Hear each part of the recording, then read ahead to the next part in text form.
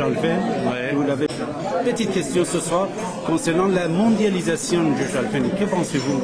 Et surtout, la gérance des États-Unis dans le monde entier. Écoutez, sur la mondialisation, il est évident qu'on s'achemine vers une époque dans laquelle le pouvoir ne sera plus entre les mains ni des juges, étant donné qu'il n'y a jamais eu, ni des politiques, mais uniquement des financiers du monde entier qui vont se serrer la main. Et je pense que c'est très inquiétant pour le fonctionnement de nos sociétés futures, parce que l'humain finalement sera totalement laissé de côté. Seuls compteront les intérêts financiers.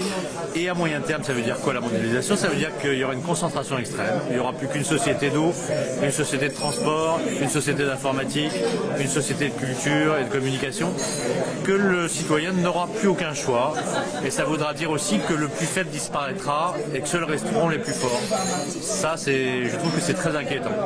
Sur l'hégémonie américaine, c'est un autre problème beaucoup trop complexe. Il n'y a pas que de mauvaises choses aux États-Unis non plus. Il n'y a pas que de bonnes choses ailleurs non plus.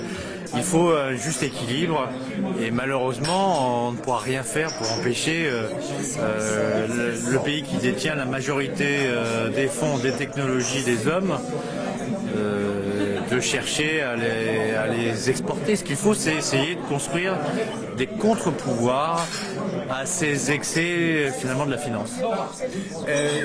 Juge Alphen, que pensez-vous de monter des pouvoirs politiques religieux dans le monde entier, actuellement, surtout dans les pays musulmans?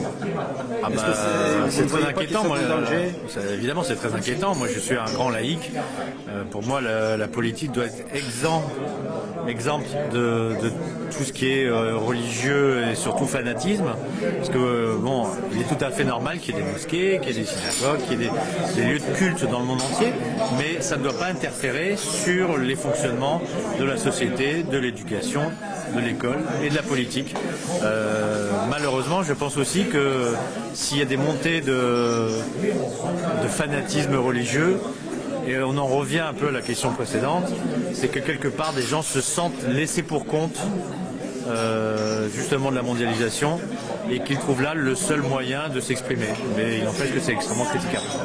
Juge Alphen, vous ne pensez pas qu'une partie du pouvoir des Anglo-Saxons, ils n'essayent pas de créer un pouvoir religieux pour pouvoir ramener vos intérêts économiques et surtout pour affaiblir l'Israël dans les quartiers?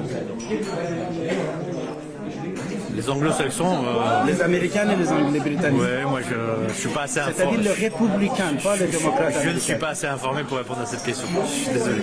D'accord, Alphen. Que pensez-vous au juge rouge français?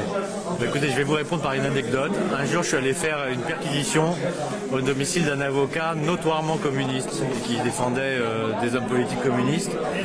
Et cet avocat communiste m'a accueilli par les mots de « les juges rouges, il y en a ras-le-bol ». Ce qui veut bien dire que cette expression, elle a été galvaudée, qu'un juge doit avoir comme mission uniquement de chercher la vérité, qu'il soit rouge, bleu ou blanc, peu importe. Voilà. Juge Eric Alphen, je vous remercie beaucoup. De rien.